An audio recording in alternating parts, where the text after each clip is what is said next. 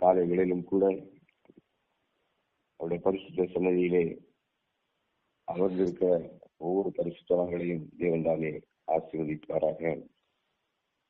கர்த்தர் நல்லவராய் இருக்கிறார்.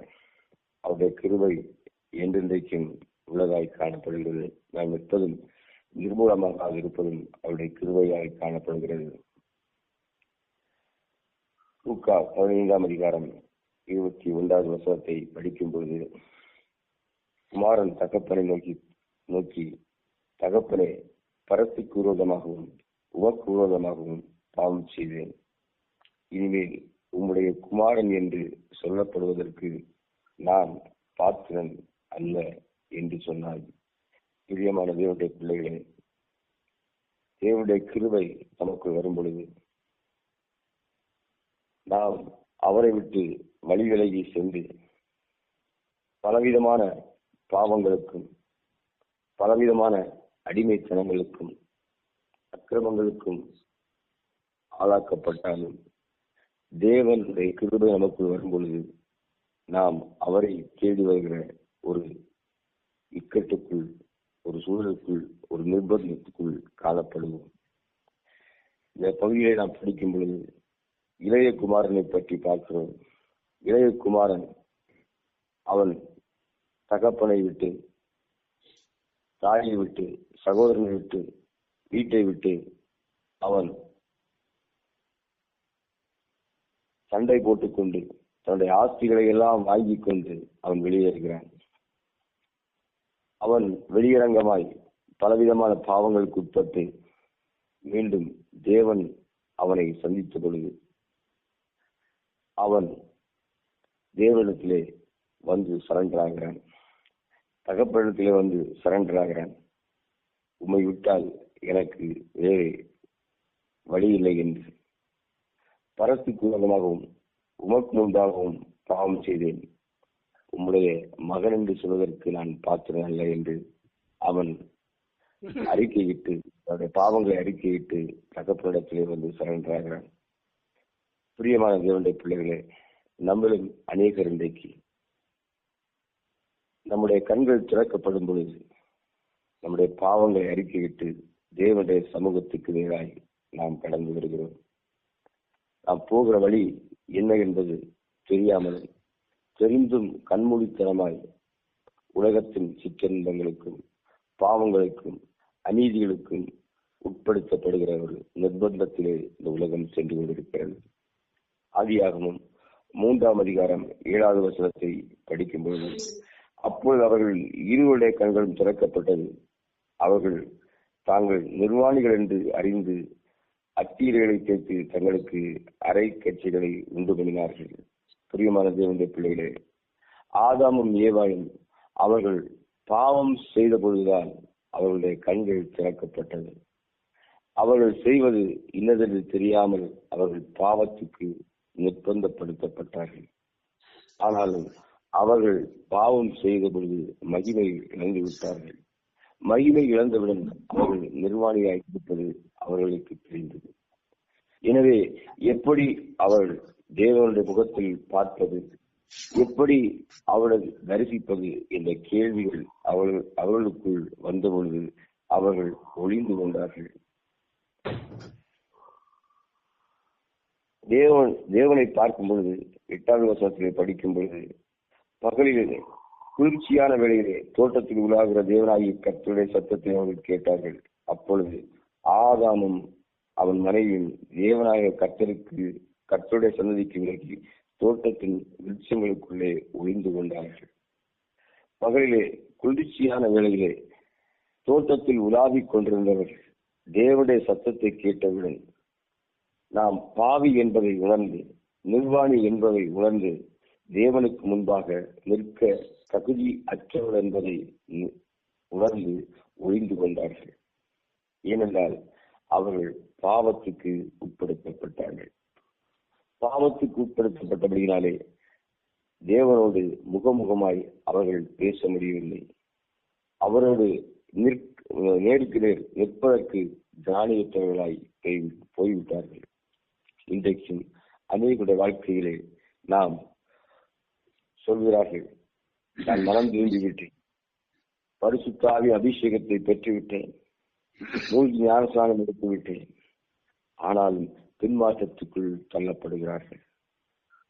ஆதியில் தேவனிடத்திலிருந்து அன்பை விட்டு வழி விலகி போகிறார்கள்.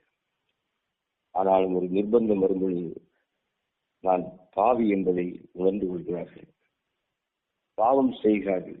பாவ மன்னிப்பின் நிச்சயத்தை பெற்றுக் கொள்ளாமல், பாவம் மன்னிக்கப்பட்டது என்பதை தெரிந்து கொள்ளாமல், செய்த பாவங்களை விட்டுவிடாமல் மீண்டும் அடிமைத்தனத்துக்குள் சென்று கொண்டிருப்பதை நாம் பார்க்க முடிகிறது. கர்த்தர் அவர் நல்லவராயிருக்கிறார், அவர் வல்லவராயிருக்கிறார். நம்முடைய பாவங்களை மன்னித்து அவைகளை மறக்கிற தேவனாயிருக்கிறார்.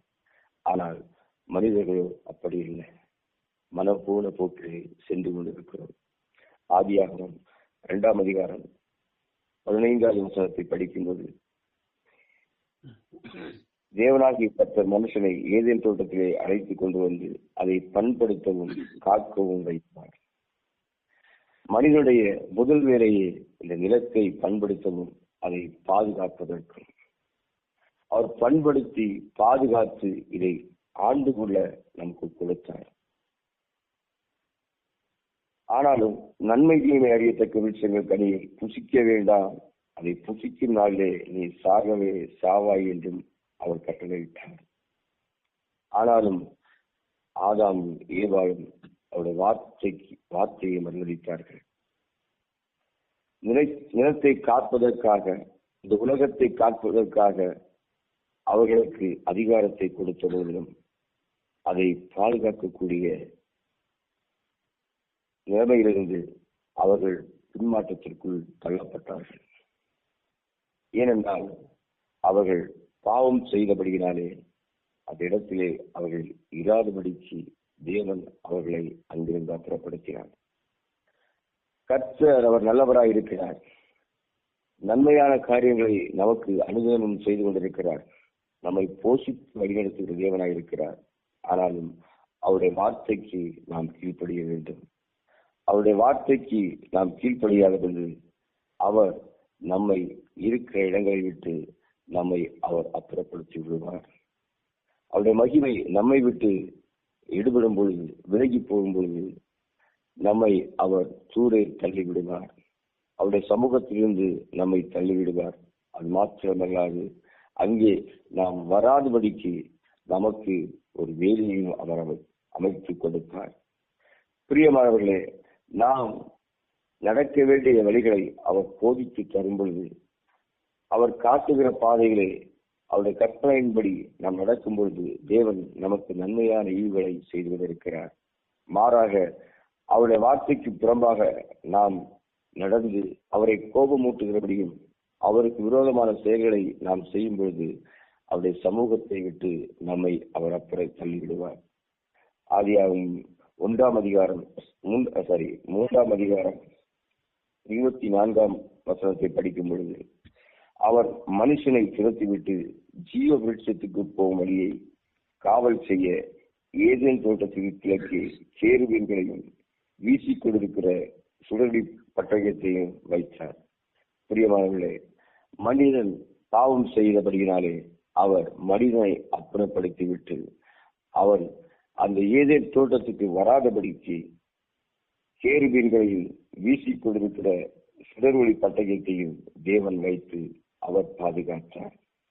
ஏனென்றால் மனிதன் பாதுகாத்த இடத்தை அந்த மகிமை இழந்து போனபடியினாலே அவளுக்கு பதிலாக கேருபீன்களையும் சுடரொளி பட்டயத்தையும் வைத்து தேவன் பாதுகாத்துக் கொண்டிருக்கிறார். நமக்கு கொடுக்கப்பட்டிருக்கிற கிருபைகள், நமக்கு தேவன் கொடுத்திருக்கிற தாளந்துகள், அவைகளை நாம் பயன்படுத்தாமல் அவைகளை உதாசீனப்படுத்தினால் தேவன் நம்மை அப்புறப்படுத்தி அதை இன்னொரு நபருக்கு அந்த தாளந்துகளை கொடுத்தார். இன்னொரு நபரை கொண்டு அந்த இடத்தை பண்படுத்துவார்.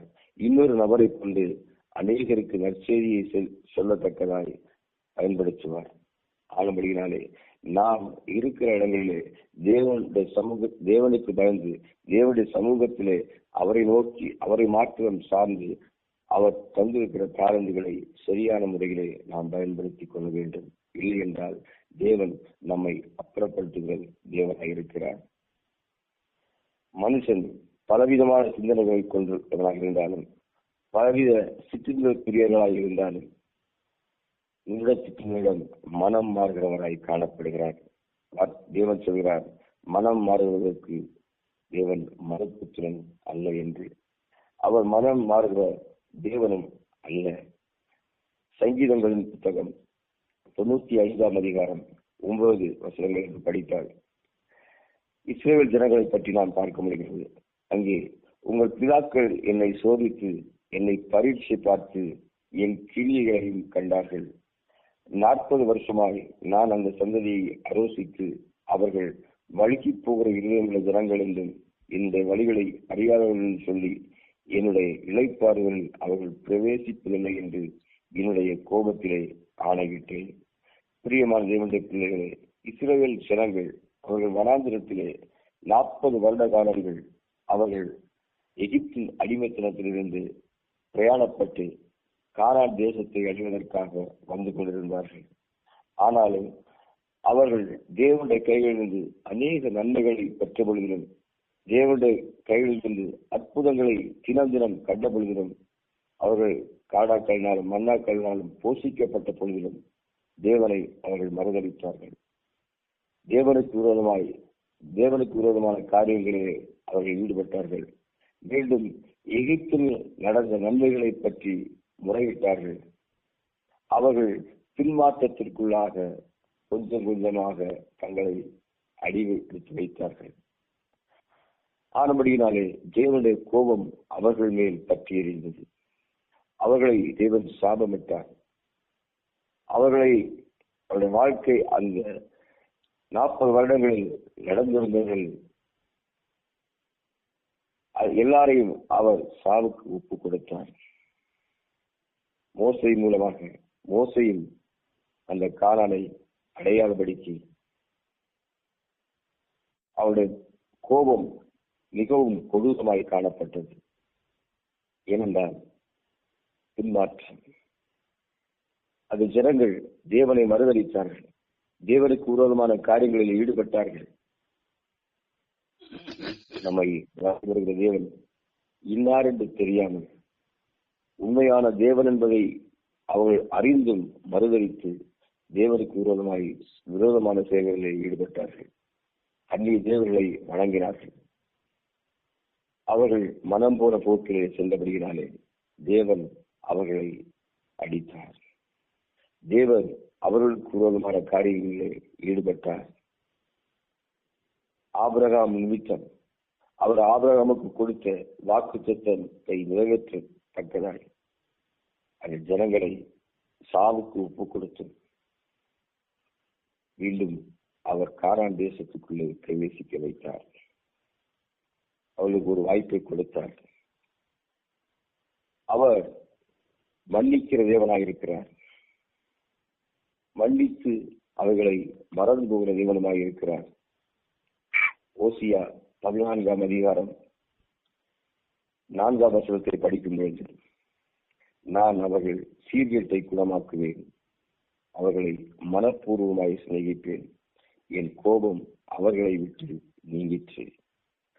பிரியமான தேவனுடைய பிள்ளைகளே, இஸ்ரவேல் ஜனங்கள் பலவிதமான பாவங்களை செய்தபடியும் அவர் மனப்பூர்வமாய் அவர்களை மன்னித்தார். அவருடைய கோபமானது அவர்களை விட்டு நீங்கிற்று. அவருடைய சீர்கேடுகளை அவர் குணமாக்கினார்.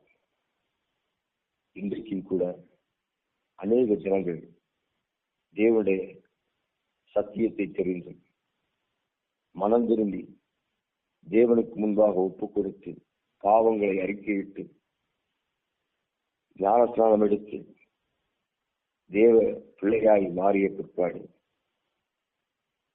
தாங்கள் மனம் போன போக்கிலே செல்ல முடிகிறதை நாம் அறிந்து கொள்ள முடிகிறது.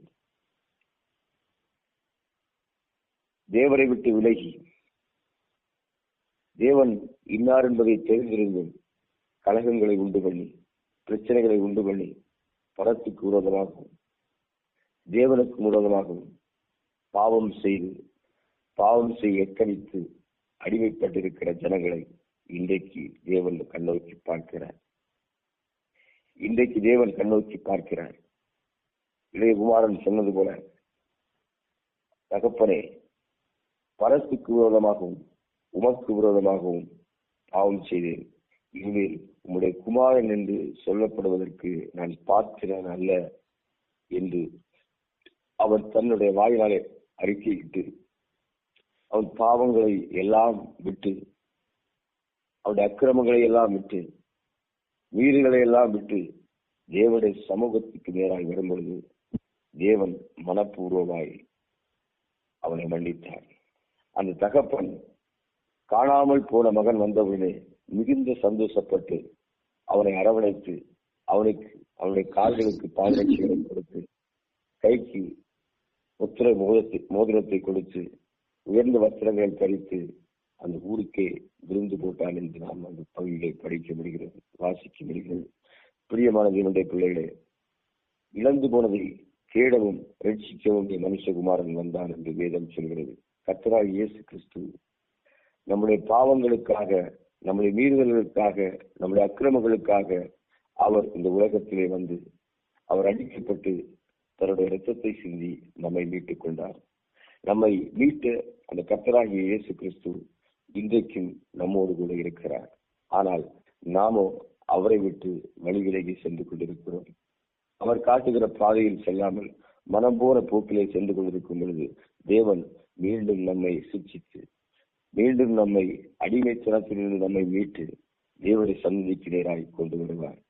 தேவனுடைய மகிமை நம்மை விட்டு எடுபடாமலும் அவர் நம்மை சிக்ஷிக்காமலும் இருக்க வேண்டும் என்றால், அவர் நமக்கு கொடுத்திருக்கிற கிருபையிலே, அவர் நமக்கு தந்திருக்கிற தாளந்துகளை சரியான முறைகளை பயன்படுத்தி தேவனுக்கு முன்பாக சாட்சியுள்ளவர்களாய் இருக்கும் பொழுது தேவன் இந்த இன்மையிலே நம்மை உயர்த்துவது மாத்திரமல்லாது, ஆதியாகமம் 1ஆம் வசனத்தில் சொன்னது போல இந்த உலகத்தை ஆண்டு நம்மை உலகத்தை பண்படுத்தி ஆண்டு கொள்ளத்தக்க ஆசீர்வாதத்தை தேவன் நமக்கு கொடுப்பார். ஆனபடியாலே இந்த உலகத்தில் உள்ள ஆசீர்வாதங்களை நாம் பெற்றுக்கொள்ள வேண்டும் என்றால் அவருடைய சமூகத்தில் நாம் சரணாக வேண்டும். அவருடைய சமூகத்திலே நாம் சரணடைய வேண்டும். அவருடைய சமூகத்திலே நாம் சரணடையும் பொழுது எல்லாவற்றையும் நாம் இழந்து போனவர்களையும் நமக்கு தேவையான ஒவ்வொன்றையும் தேவன் அதனதன் காலங்களிலே தந்து இலையுதிராக இருக்கிற மரங்களைப் போல நம்மை உயர்த்த அவர் வல்லவராயிருக்கிறார். நம்ம வாழ்க்கையிலே என்றைக்கும் கனிகள் காணப்படும். என்றைக்கும் புசிப்பு கேட்ட கனிகளை தேவன் எல்லா காலங்களிலும் அவர் வல்லவராயிருக்கிறார். ஆனபடியினாலே தேவனுடைய சமூகத்திலே நம்மை ஒப்பு கொடுப்போம். நாம் தெரிந்தும் தெரியாமலும் எண்ணற்ற பாவங்கள் அனுகிரகம் செய்வது அவைகள் எல்லாவற்றிலும் இருந்து நாம் விடுபட்டு வந்தால் நிச்சயமாகவே தேவன் நம்மை ஆசீர்வதிப்பார்.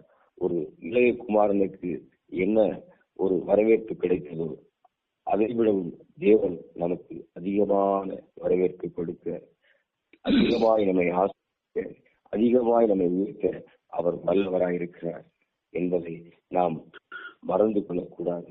தேவனுடைய வார்த்தைகளை உறுதியாய் பிடித்து அவருடைய நாம் சரணடைவோம். எல்லாவற்றையும் தேவன் பார்த்து நம்மை உயர்த்துவார். இந்த வார்த்தைகளினாலே தேவன் நம் ஒவ்வொருவரையும் ஆசீர்வதிப்பாராக. செபிப்போம். எங்கள் பிதாவே, உம்மை நன்றியோடு ஸ்தோத்திரிக்கிறேன் தகப்பனே. கர்த்தாவே, இந்த காலை வேளையிலும் கூட தகப்பனே உம்முடைய சமூகத்திலே தரித்திருந்து கர்த்தாவே உம்மை நோக்கி கூப்பிடுவதற்கும் உங்களுடைய வார்த்தைகளை கர்த்தாவின் இடங்களுக்கு தந்தீரே, அதற்காக உம்மை நன்றியோடு ஸ்தோத்திரிக்கிறோம்ப்பா. கர்த்தாவே, ஒரு இளைய குமாரனை போல நாங்கள் தகப்பனே கர்த்தாவே வழிதற்றி போகாத வண்ணம் உம்முடைய சமூகத்திலே தரித்திருந்து கர்த்தாவே எங்கள் மகிமை எங்களை விட்டு எடுபடாத வண்ணம் உம்முடைய சுத்த கிருபையினாலே எங்களை ஆண்டு வழிநடத்தும்படிக்கு செபிக்கிறேன் தகப்பனே. எல்லாவற்றிலும் உம்முடைய கிருபையும் உம்முடைய சமாதானமும் உம்முடைய சந்தோஷமும் உம்முடைய ரட்சிப்பும் எங்களோடு கூட இருந்து எங்களை நடத்தும்படிக்கு செபிக்கிறேன். எங்களை தாழ்த்தி உம்முடைய சமூகத்தில் ஒப்புக் கொடுக்கிறேன். மெய்ப்பெரும் மீட்பெருமான இயேசு கிறிஸ்துவின் விலை ஏற்பட்ட நாமத்தில் செபிக்கிறேன். செபத்தை கேளும் ஜீவனுள்ள பிதாவே. ஆமென்.